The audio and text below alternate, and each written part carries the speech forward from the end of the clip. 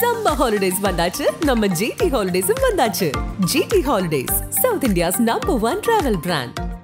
மார்க்கெட்லயே கம்மி சேதாரத்துல இன்னும் 1% தள்ளுபடி கொடுப்போம். ஓகே, வைரநக கேரட்டுக்கு 5000 தள்ளுபடி கொடுப்போம். தள்ளுபடி திருவிழா. ஆச்சி பாதாம் ட்ரிங்க். ஆச்சி பாதாம் ட்ரிங்க் ஒன்னு வாங்குனா ஒன்னு ஃப்ரீ. அழகு வணக்கம். வணக்கம் பிருத்திவி. இன்னைக்கு சந்திப்புகள் தான் தமிழக அரசியல்ல பெரிய இடத்தை பெற்றிருக்கு. அதுதான் பேசப்படும் பொருளா இருக்கு. எஸ்பி வேலுமணி வீட்டு கல்யாணத்துக்கு வருவாரான்னு காத்துட்டு இருந்த எடப்பாடி ரிசப்ஷனுக்கு ஒரு வழியா வந்து சேர்ந்துட்டாரு. கடைசி டைம்ல அவர் வந்து சேர்ந்த நேரங்கள், அங்க நடந்த சந்திப்பு, அது வந்து அடுத்த கட்ட கூட்டணிக்கான வாய்ப்பா மாறுமாங்கிற மாதிரி எல்லாம் பேசப்பட்டு வருது. அங்க 2 முக்கியமான சந்திப்புகள் நடந்திருக்கு, ஒரு புறக்கணிப்பு நடந்திருக்கு. அது என்னங்கிறத பேசிடுவோம். அதே மாதிரி இன்னொரு சந்திப்பு எடப்பாடியை கொஞ்சம் கவலையில ஆழ்த்தி இருக்கு. என்னன்னா, வைத்திலிங்கத்தை சசிகலாவும் திவாகரனும் போய் ஒரு முறை சந்திச்சிருக்காங்க. அதற்கு முன்னாடி டிடிவி தினகரன் போயிட்டு தனியா ஒரு முறை சந்திச்சிருக்காரு. வேற எதையோ பிளான் பண்றாங்க அப்படிங்கிற வகையில அதிமுகல ஒரு கலக்கம் ஏற்பட்டிருக்கு. அப்புறம் இன்னொன்னு வந்து என்னன்னா, மிக முக்கியமான விஷயம், தேமுதிகவுடைய பொதுச் செயலாளராக இருக்கக்கூடிய பிரேமலதா விஜயகாந்த் வந்து இப்ப அடுத்து துணை முதல்வர் அவங்களுக்கு தரப்போறாங்க அப்படிங்கிற மாதிரிலாம் தகவல் வெளியாயிட்டு வருது. அது என்னங்கிறத பேசிடுவோம். அப்புறம் ராஜேந்திர பாலாஜி மாஃபா பாண்டியராஜன் இடையிலான அந்த மோதல், அது நீட்சியா அதிமுகவுக்கு எதிராக நாடார் சமூகம் ஓட்டின போஸ்டர்லாம் இப்ப லீக் ஆயிருக்கு. அதை பத்தியும் பேசிடுவோம். உச்சகட்டமா டெல்லியில பாஜக சில ரகசிய வேலைகள்லாம் பண்ணிட்டு வந்திருக்கு. அது இப்பதான் ஒவ்வொரு விஷயமா தெரிய வந்திருக்கு. இது பெரிய அளவுல அதிர்வலைகளை ஏற்படுத்தியிருக்கு. எல்லாத்தையும் விரிவா பேசிடலாம். Welcome to sensation.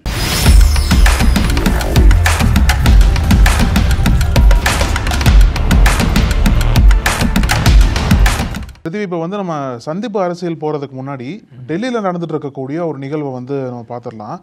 27 ஆண்டுகளுக்கு அப்புறம் பாஜக ஜெயிச்சாங்க இல்லையா, டெல்லியில ஜெயிச்சு ஆட்சி அமைச்சிருக்காங்க. இதுல வந்து ஒரு மறைமுகமான வேலையை பண்றதா பல குற்றச்சாட்டுகள் வந்திருக்கு. அதுல முக்கியமானது என்ன அப்படின்னா, ஆம் ஆத்மி ஆட்சி நடந்துட்டு இருந்திருக்கும் இல்லையா, அந்த ஆட்சி கட்டத்துல பாஜக அரசுக்கு எதிராகவும் பதியப்பட்ட வழக்குகளாகட்டும், அங்க ஆளுநர் இருப்பாங்கல்ல, துணைநிலை ஆளுநர், அவங்களுக்கு எதிராக பதியப்பட்ட வழக்குகள்ல இப்ப பாஜக அரசு, அதாவது பாஜக தலைமையில இருக்கக்கூடிய டெல்லி அரசு வந்து பின்வாங்க ஆரம்பிச்சிருக்காங்க. அந்த வழக்குகளை ஒவ்வொன்னா திரும்ப பெறறதுக்கு பாஜக அரசு முடிவு பண்ணிருக்காங்க. இதுல பல முக்கியமான வழக்குகள் அடங்கும். அதாவது என்னதான் அதுல அரசியல் சண்டை இருந்தாலும், ஆம் ஆத்மிக்கும் பாஜகவுக்கும் அரசியல் சண்டை இருந்தாலும், அந்த டெல்லி அரசாங்கத்தை பொறுத்தளவுல யாரோட கை ஓங்க போகுது அப்படின்ற அந்த சட்ட சிக்கல் வந்து பல ஆண்டுகளா போயிட்டு இருக்கு. டெல்லி ஒரு பக்கம் வந்து மாநில அரசா இருந்தாலும், இன்னொரு பக்கம் வந்து யூனியன் பிரதேசம் சொல்றாங்க இல்லையா, அங்க வந்து மத்திய அரசோட கட்டுப்பாட்டு அதிகமா இருக்கு அப்படின்ற ஒரு செய்தி சொல்லும் போதுதான் ஆம் ஆத்மி அரசாங்கம் என்ன பண்ணாங்க அப்படின்னா, இந்த மாதிரி எங்களோட ஆட்சியில வந்து துணைநிலை ஆளுநர் அதிகமா தலையிடுறாரு, எங்களோட ஆட்சியில பண்ணக்கூடிய நியமனங்களை அவரே வந்து சுதந்திரமா பண்றாரு, இதுல வந்து தலையீட்டு அதிகமா இருக்கு அப்படின்ற ஒரு காரணத்தை காட்டி சுப்ரீம் கோர்ட்ல வழக்கெல்லாம் போட்டாங்க. பாஜக அரசோட தலையீட்டு எதிராகவும் துணைநிலை ஆளுநரோட இந்த முடிவுகளுக்கு எதிராகவும் சுப்ரீம் கோர்ட்ல வழக்கெல்லாம் போட்டாங்க. அந்த வழக்கு வந்து பெண்டிங்ல தான் இருந்தது. அப்புறம் பாஜக டெல்லியில ஆட்சி அமைச்சதுக்கு அப்புறம் இந்த வழக்குகள் எல்லாத்தையும் திரும்ப பெற்றதுக்கு ஆரம்பிச்சிருக்காங்க. இது ஒரு பக்கம் மறைமுகமா போயிட்டு இருக்கு. இன்னும் வரக்கூடிய நாட்கள்ல இது தெளிவாக வெளியே தெரிய ஆரம்பிக்கும். அதுக்கான அதிகாரிகளை நியமிக்கப்பட்டாங்க போல பாஜக அரசு நியமிச்சிருக்காங்க. நீங்க வந்து எல்லா வழக்குகளையும் திரும்ப பெறறதுக்கான வழியை பாருங்கன்னு சொல்லிட்டு அதிகாரிகள்லாம் போட்டிருக்காங்க. இது முன்னாடியே ஒரு பேச்சு கிளம்புச்சு. என்னதான் டெல்லியில தனிப்பெரும் அரசாங்கம் தேர்ந்தெடுக்கப்பட்டிருந்தாலும் அங்க வந்து மோடியோட தலைமையில தான் ஆட்சி நடக்க போகுது அப்படின்ற பேச்சு கிளம்புற சமயத்துல தான் அவரோட தலையீட்டு இதுல இருக்கா, டெல்லி பாஜக எதற்காக இதுக்கு முன்னாடி ஆட்சியில் இருந்த கட்சி பதியப்பட்ட வழக்குகளை எதுக்காக பின்வாங்குறாங்க அப்படின்ற கேள்வி எழுந்திருக்கு. இது இன்னும் வெளிப்படையா வந்துச்சுன்னு வச்சுக்கோங்களேன், இந்தியா முழுக்கவே பெரிய எதிர்வலைகளை ஏற்படுத்தும் தான் சொல்லணும். இந்தியா அதிர்வலைகள் மாதிரியே இப்ப தமிழகத்துல அதிமுக ஒரு அதிர்வலைகள் ஏற்பட்டுட்டே இருந்துச்சு. எஸ்பி வேலுமணிக்கு வந்து எடப்பாடி புறக்கணிக்கிறாரு, அதற்கு காரணம் அவர் பாஜக கூட தொடர்புல இருக்காரு அப்படிங்கிற மாதிரி நிறைய தகவல்கள் சொல்லப்பட்டுச்சு இல்லையா. இதை பொய்யாக்குற வகையில, அல்லது இப்போதைக்கு என்ன பண்ணிருக்காங்க சீனியர் அப்படின்னா, கட்சி சீனியர்கள்லாம், நீங்க வந்து அதிமுகவுக்கு எதிர்காலமா இருக்கீங்க, இந்த மாதிரி சின்ன சின்ன விஷயத்துல ஈகோ பார்த்துட்டு அதிமுக பலி கொடுத்துறாதீங்க, உங்க தலைமைக்கே அது பிரச்சனையா வந்துடும்னு எடப்பாடியிடம் சிலர் அட்வைஸ் பண்ணிருக்காங்க. அதே மாதிரி எஸ்பி வேலுமணி கிட்ட என்ன சொல்லியிருக்காங்கன்னா, நீங்க வந்து பாஜகவினுடைய ஆசைக்கு நீங்க பலியாயிடாதீங்க, நீங்க கொஞ்சம் இறங்கி வாங்க, தலைவர் தானே இறங்கி வாங்க அப்படிங்கிற அடிப்படையில 2 தரப்பையும் சமாதானப்படுத்தி வச்சிருக்காங்க. அதன் நீட்சியாவே எடப்பாடி ரிசப்ஷன்ல கலந்து ஒத்துக்கிட்டாரு அப்படின்னு இப்ப சொல்லப்படுது. ஆனா என்னதான் எடப்பாடி கலந்துக்கிட்டாலும் அவர் அந்த அளவுக்கு மகிழ்ச்சியா இருந்த மாதிரி தெரியல, முகமே கொஞ்சம் இறுக்கமாக இருந்த மாதிரி சொல்றாங்க. ஆனா அவர் சிரித்தபடி போட்டோ எல்லாம் போஸ்ட் கொடுத்திருக்காரு. அதை நீட்சியா பாத்தீங்கன்னா நிறைய பேர் வந்திருக்காங்க. எடப்பாடியில இருந்து, சத்யராஜில இருந்து, நாம் தமிழர் சீமான்ல இருந்து பல முக்கிய பிரமுகர்கள் பலரும் கல்யாணத்துக்கு வந்திருக்காங்க. இதுல வந்து நயினார் நாகேந்திரன் வந்திருக்காரு, அப்புறம் விஜயதரணி வந்திருக்காங்க, செங்கோட்டையன் வந்திருக்காரு. இதுல என்ன சிக்கல் அப்படின்னா முக்கியமா மகாராஷ்டிரால இருந்து சிபி ராதாகிருஷ்ணன் மகாராஷ்டிரா ஆளுநர் அவர் வந்திருக்காரு. என்னதான் ஆளுநர் இருந்தாலும் தமிழகத்தை சேர்ந்தவர், கொங்கு பகுதியில அதிக அரசியல் செஞ்சவர். சோ இப்படி பல முக்கிய தலைவர்கள் வந்திருந்தாலும் செங்கோட்டையனுடைய வரவேற்பு தான் ரொம்ப கவனமா உற்று நோக்கப்பட்டுச்சு. எப்படி வராரு, பேசுறாரா, அதுல சமாதானம் பண்ணி எடப்பாடியோட பேசுறாரா, ஆமா எல்லாம் பிளான் பண்ணப்பட்டுச்சு. ஆனா ரிசப்ஷனுக்கு முன்னாடியாவே 1 மணி நேரம் முன்னாடியாவே வந்துட்டு போயிட்டாரு செங்கோட்டையன். எடப்பாடி வரதுக்கு முன்னாடி வந்துட்டு போயிட்டாரு. ஏன்னா எடப்பாடியோட வந்தா அவரை பாக்குற மாதிரி இருக்கும், பேசுற மாதிரி இருக்கிற தயக்கத்துல முன்னாடியே வந்துட்டு போயிட்டாரு. சோ இன்னமும் வந்து இவங்க 2 பேருக்கு இடையிலான பிரச்சனைங்கிறது ஓஞ்சப்பாடு இல்ல. இப்ப வந்திருந்து பேசியிருந்தாங்கன்னா அதற்கான ஒரு தீர்வு கிடைச்சிருக்கும். ஆனா பேசல அப்படின்னு சொல்லப்படுது. இது ஒரு புறக்கணிப்பு. அடுத்த ஒரு சந்திப்பு என்னன்னா சிபி ராதாகிருஷ்ணன் அந்த மண்டபத்துல பார்த்துட்டு எடப்பாடி போயிட்டு 2 பேரும் பரஸ்பரம் நலம் விசாரிச்சிருக்காங்க 2 பேரும். அதற்கு அப்புறமா 2 பேரும் போயிட்டு பிளைட் ஏறப்ப கோவை டு சென்னை பிளைட் ஏறப்ப இங்க விஐபி ரூம் இருக்குல்ல அதுல அமர்ந்தபடி சிபி ராதாகிருஷ்ணன் எடப்பாடி பழனிசாமி ஒரு 1/4 மணி நேரம் 1/2 மணி நேரம் மனம் விட்டு பேசினா சொல்லப்படுது. அரசியலும் பேசியிருக்காங்க, அடுத்த கட்ட அரசியல் நகர்வுகள்லாம் அதுல இருக்கு அப்படிங்கிற மாதிரி சொல்லப்படுது. அதே மாதிரி நயினார் நாகேந்திரன் அவரையும் எடப்பாடி அதே விஐபி ரூம்ல தனிமையில சந்திச்சு பேசியிருக்காரு. அப்போ அவர்கிட்ட வந்து நீங்க எப்ப பாஜக தலைவராக போறீங்க அப்படின்லாம் எடப்பாடி கேட்டதா செய்திகள் சொல்லப்படுது. அவரு நீங்க மனசு தான் ஆயிரலாம்னு அப்படின்னு அவர் சொன்னதாகவும் சொல்லப்படுது. ஏற்கனவே பாஜக மாநில தலைவருக்கும் நயினாருக்கும் ஒரு பிரச்சனை போயிட்டு இருக்கு. ஏற்கனவே பாஜக மாநில தலைவருக்கும் எடப்பாடிக்கு ஒரு பிரச்சனை போயிட்டு இருக்கு. இதெல்லாம் டேலி பண்ற மாதிரி நீங்க வந்துட்டா நம்ம என்ன இணக்கமா இல்லங்கிற மாதிரி எடப்பாடி கேட்க அவரும் அதற்கான ஒரு சிக்னல் கொடுத்துருக்காரு. அதுவும் நயினார் வந்து அதிமுக இருந்தவர் தான் முன்னாடி. ஆமா இருந்தவர் தான். இப்போ ஒரு அழைக்கிறதுக்கு தூண்டில் போடுறாங்க அப்படிங்கிற மாதிரி எல்லாம் சொல்லப்பட்டு வந்த நிலையில தான் இப்படி பேசுனதாகவும் தகவல்கள் வெளியாயிருக்கு. இப்படிப்பட்ட சூழ்நிலையில அது என்னவா பேசப்படுது அப்படின்னா அடுத்து 6 மாசத்துக்கு அப்புறம் முடிவு அறிவிப்புன்னு எடப்பாடி சொல்லிட்டாரு. அவரும் பாஜக மாநில தலைவரும் ஒரு சிக்னல் கொடுத்திருக்காங்க இல்லையா, கூட்டணிக்கான பேச்சுவார்த்தை தான் சிபி ராதாகிருஷ்ணன் பேசியிருக்காரு அப்படிங்கிற பொருள்ல இந்த பக்கம் சொல்லப்படுது. இந்த பக்கம் தனக்கு எதிரான தலைவர் வந்து பாஜக இருக்கிறது விரும்பாத எடப்பாடி அந்த இடத்துக்கு தனக்கு தோதான ஒரு ஆளை கொண்டு வந்து வைக்க பிளான் பண்ணிட்டு இருக்காரு அப்படிங்கிற மாதிரியும் தகவல் சொல்லப்படுது. இந்த 2 தலைவர்களோட சந்திப்பும் அப்புறம் எடப்பாடியை புறக்கணிச்ச செங்கோட்டையன் தான் நேற்றைய ரிசப்ஷன்ல பெரிய அளவுல விவாதிக்கப்பட்ட ஒரு விஷயமா இருக்கு. இப்போ அதிமுகக்குள்ளேயே வந்து இந்த அளவுக்கு குடைச்சல் போயிட்டு இருக்கு இல்லையா, செங்கோட்டையன் ஒரு பக்கம் தனியா லாபி பண்றாரு, எடப்பாடி ஒரு பக்கம் லாபி பண்றாரு, வேலுமணி ஒரு பக்கம், இந்த மாதிரி இருக்கிற சமயத்துல தான் அதிமுகவில் இருந்து வெளியே போனாங்க இல்லையா, அங்க ஒரு டீம் இருப்பாங்கல்ல, அதாவது ஓபிஎஸ், சசிகலா, டிடிவி தினகரன், இவங்க எல்லாமே வந்து எப்படான்னு காத்திருக்காங்க. ஒன்னு அதிமுகவில் இணைஞ்சு ஒன்றிணைந்து அதிமுகவை மாத்தி யாரோட தலைமையில சேர போறாங்கன்றது அடுத்த கட்ட விஷயம். ஆனா அதுக்கு முன்னாடியே வந்து அதுக்கான வேலைகளை வந்து மறைமுகமா பார்த்துட்டு இருந்தாங்க. இப்போ அதை வந்து வெளிப்படையா பாக்குறாங்களோ அப்படின்ற டவுட் வந்து இருக்கு. ஏன்னா அவங்க சந்திக்கக்கூடிய அந்த போட்டோஸ் எல்லாமே வந்து வெளிப்படையா லீக் ஆகி வெளிப்படையா தகவல் சொல்றாங்க. இப்போ நாங்களாம் சந்திச்சுட்டு இருக்கோம், இதையும் பார்த்து வச்சுக்கோங்கன்ற மாதிரி தகவல் சொல்றாங்க.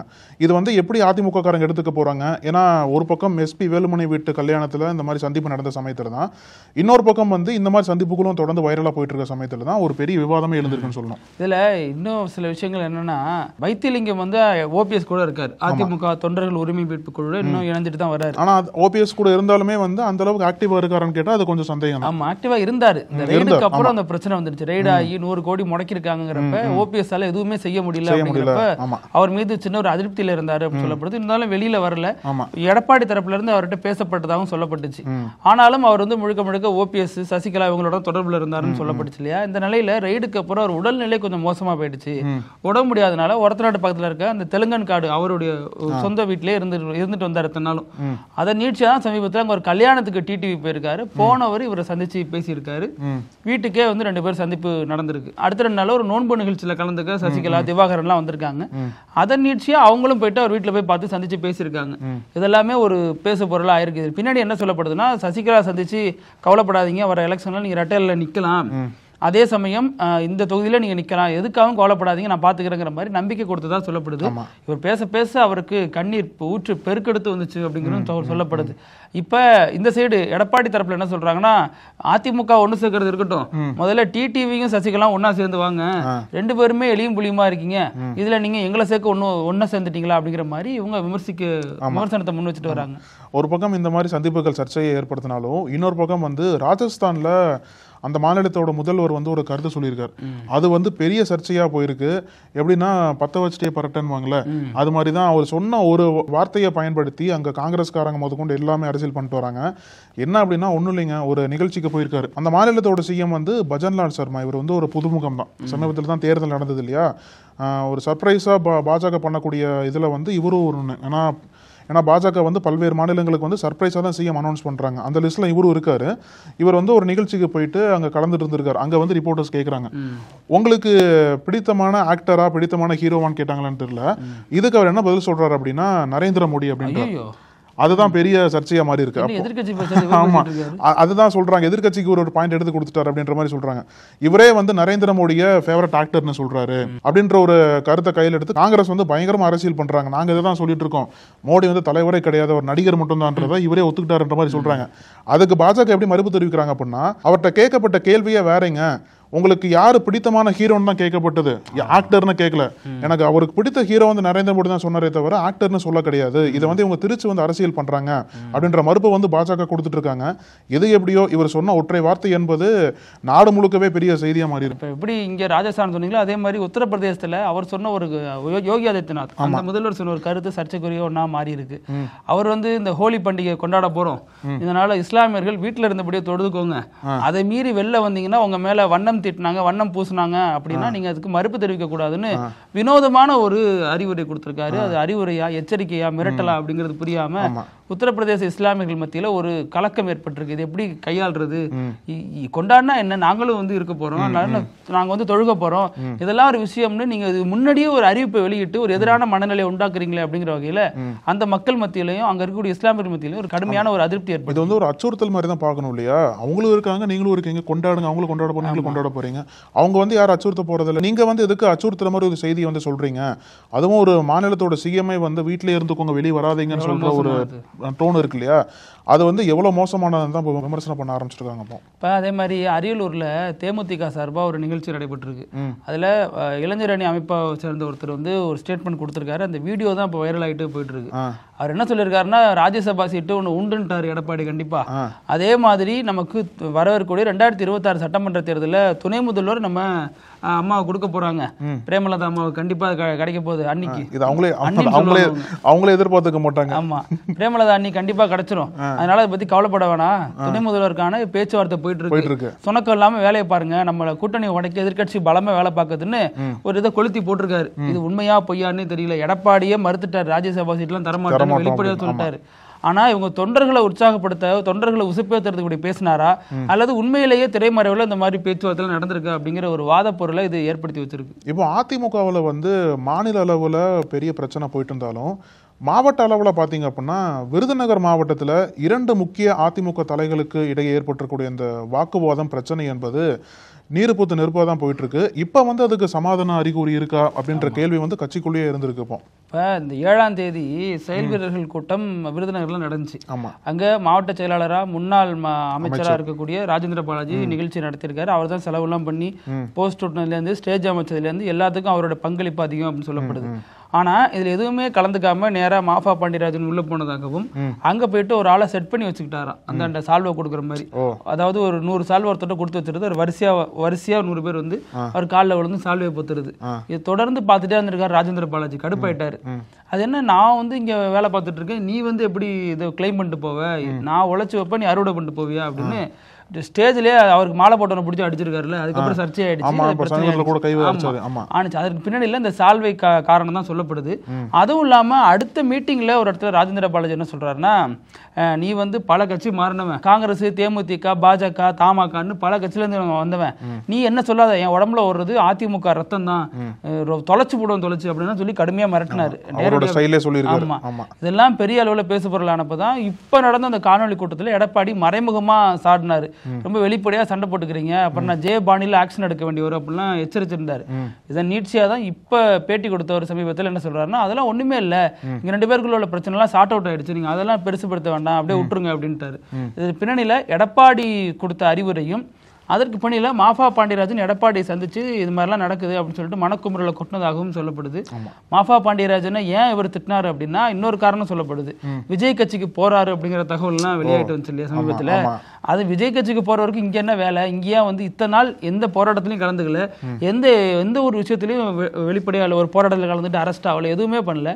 கரெக்டா எலெக்ஷன் வர டைம்ல இவர் ஏன் வந்து முகத்தை காட்டுறாரு, இவர் ஏன் பப்ளிசிட்டி இப்போ வந்து தேடுறாரு அப்படின்னு ஒரு கடுப்பு. விஜய் கட்சிக்கு போறவங்களுக்கு இங்க என்ன வேலை அப்படிங்கிற ஒரு ஆத்திரம், இது நீட்சியாக அப்படி நடந்துகிட்டாரு அப்படின்னு ராஜேந்திர பாலாஜியோட ஆதரவாளர்கள்லாம் மனக்குமுறையில் வெளிப்படுத்திட்டு வராங்க. அப்புறம் நம்ம நிகழ்ச்சியில கடைசியா வரக்கூடிய இப்படியுமா நடக்கும் உண்மையிலேயே வித்தியாசமா தான் இருக்கு. ஒரு வீடியோ வைரல் ஆகிட்டு இருக்கு, அந்த போட்டோ சம்மந்தப்பட்டது. ஒரு பையன், ஒரு குழந்தை, பேர் ஹர்ஷ் அப்படின்னு சொல்றாங்க. அவன் வந்து என்ன கலர்ல ட்ரெஸ் போடுறானோ அதுக்கேற்ற மாதிரி அவன் கண்ணோட கலர் மாறுது. கருப்பு கலர் ட்ரெஸ் போட்டா அவன் கண்ணு கருப்பா மாறுது, நீல கலர் ட்ரெஸ் போட்டா நீளமா மாறுது.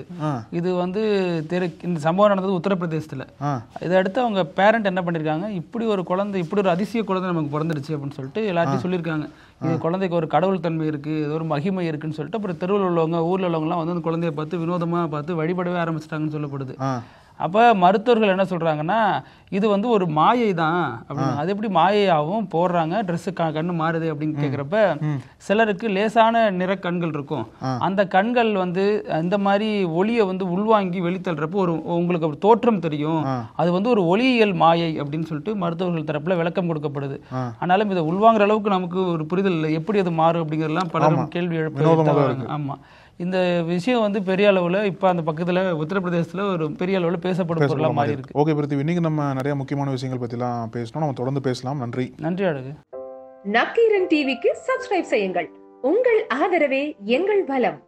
ஆசிரியர்களுக்கு நண்பனாகவும் மாணவர்களுக்கு ஆசானாகவும் திகழும் தேர்வு வழிகாட்டி. ஒவ்வொரு பாடத்திற்கும் அனுபவமிக்க ஆசிரியர்களின் துல்லியமான தெளிவான விடைகள். CNC இருக்கு, தேர்வு பயம் எதற்கு? இது தீரன் பப்ளிஷிங் ஹவுஸ் விற்பனை வெளியீடு.